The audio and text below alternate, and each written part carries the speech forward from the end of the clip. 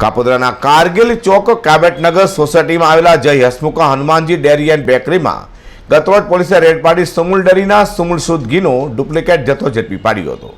પોલીસે ડેરીના માલિકની ધરપકડ કરી ડેરીમાંથી ડુપ્લિકેટ શુદ્ધ ઘીના 1 લીટરના અને 500 મિલીમીટરના 8 પાઉચ કબજે કરી એક આરોપીને વોન્ટેડ બતાવ્યો છે। કાપોદ્રા પોલીસ પાસેથી મળતી માહિતી મુજબ કારગિલ ચોક કાબેટનગર સોસાયટીમાં આવેલા જય હસમુખ હનુમાન ડેરી એન્ડ બેકરીમાં મોડી સાંજે 6:30 વાગ્યે પોલીસે રેડ પાડી હતી, જેમાં તપાસ દરમિયાન કેરીમાંથી સુરત તાપી જિલ્લા સહકારી દૂધ ઉત્પાદક સંઘ લિમિટેડ સુમુલ ડેરીના કોઈપણ પ્રકારના લાયસન્સ વગર સુમુલ શુદ્ધ ઘીના 1 લીટરના 3 અને 500 મિલીમીટરના 5 મળી કુલ 8 પાઉચ કેરેટમાં મળી આવ્યા હતા।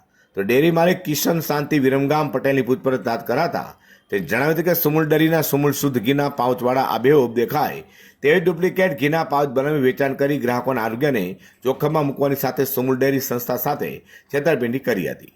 પોલીસે દીપેશ ચંપકલાલ ભટ્ટની ફરિયાદ લઈને ડેરી માલિક કેશવ વિરમગામ પટેલની ધરપકડ કરી હતી। તેની પૂછપરછમાં ડુપ્લિકેટ ઘીનો જથ્થો પ્રતિક ઠક્કર આપી જતો હોવાની કબૂલાત કરતા તેને વોન્ટેડ જાહેર કર્યો છે। અઝર કુર્સી સાથે પ્રકાશવાળા।